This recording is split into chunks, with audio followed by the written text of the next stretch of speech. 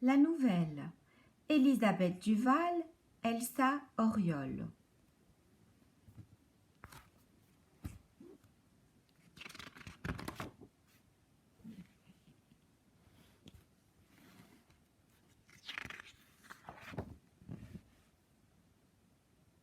Voici Pauline qui restera avec nous jusqu'à la fin de l'année, dit la maîtresse.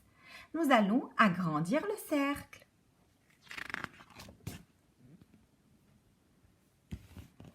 Pauline, tu vas t'asseoir entre Clément et Martin. Et maintenant, tous ensemble les enfants, nous allons dire « Bienvenue, Pauline !»« Pas moi, marmonne Martin. »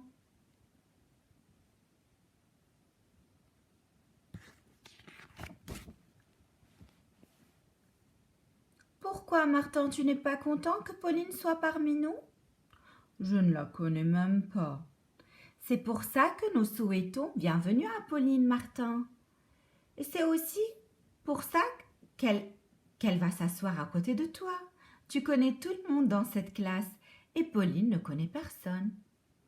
Je crois qu'elle serait mieux à côté d'une autre fille, dit Martin.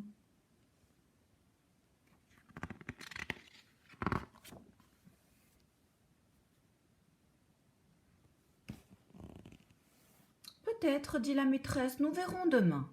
Aujourd'hui, c'est à toi que je confie Pauline. Et pour commencer, j'aimerais que tu l'aides à tourner la page du calendrier. Martin passe devant Clément qui lui chuchote. T'as pas de bol.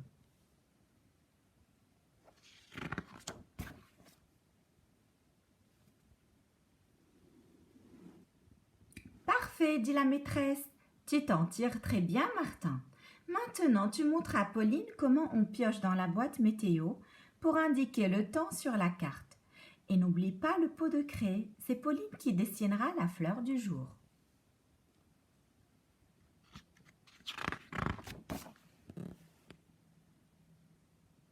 Martin repasse devant Clément pour aller chercher la boîte météo et Clément lui chuchote. Pauline est une tartine. Paul ajoute à haute voix. Qui boit du jus de sardine. Les enfants rient et chahutent. Alors la maîtresse frappe dans ses mains et dit chut. À la tétine, crie Léa en pouffant. Arthur se met à hurler. Pauline la praline. Tandis que Pauline poursuit courageusement son dessin et Romain s'égosille. On dit pas Pauline la praline, on dit cucula. On dit rien, l'interrompt la maîtresse en frappant avec une règle sur son bureau. Ça suffit maintenant. Je veux entendre une mouche voler. Et le silence revient. Martin, tu ranges les craies dans le pot, puis tu accompagnes Pauline au lavabo pour qu'elle se lave les mains. On dirait que je suis ton esclave, marmonne Martin. C'est pas ma faute, dit Pauline.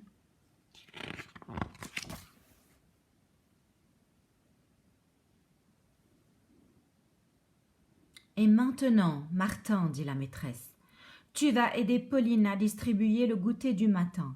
Je sais le faire tout seul, marmonne Martin. J'ai pas besoin de toi. On dirait vraiment que je suis ton esclave. C'est pas ma faute, dit Pauline. Si tu veux, à la place, on pourrait dire que tu es mon prince.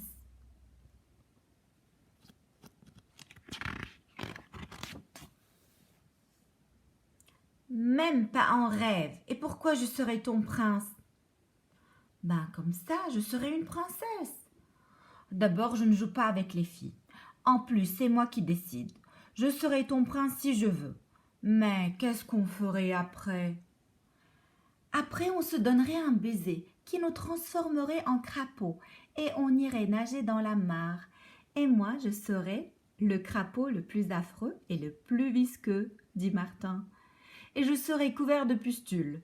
En plus, j'ai toujours rêvé de traverser la mare, rien qu'en sautant sur les feuilles de nénuphar.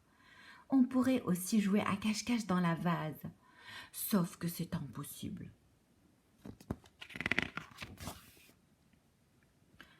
Parce que je ne joue pas avec les filles. Martin, Pauline, on met les bonnets et les écharpes, c'est l'heure de la récréation.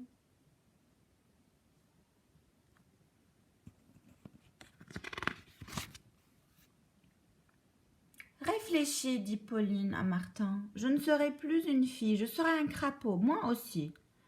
Martin quitte la classe en tenant Pauline par la main. Martin coasse et Pauline le regarde en riant. Et puis, quand on en aura marre d'être des crapauds, on se transformera en moineaux, dit Martin, pour voler au-dessus des arbres et manger toutes les cerises.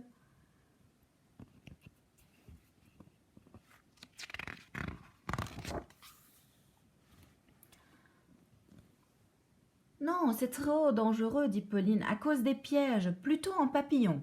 On pourra quand même voler et on mangera des fleurs. Non, mon grand frère, il est fait mourir dans un bocal, dit Martin, plutôt en... Je peux jouer avec vous demande Clément. Moi aussi, demande Léa. Et moi, demande Arthur.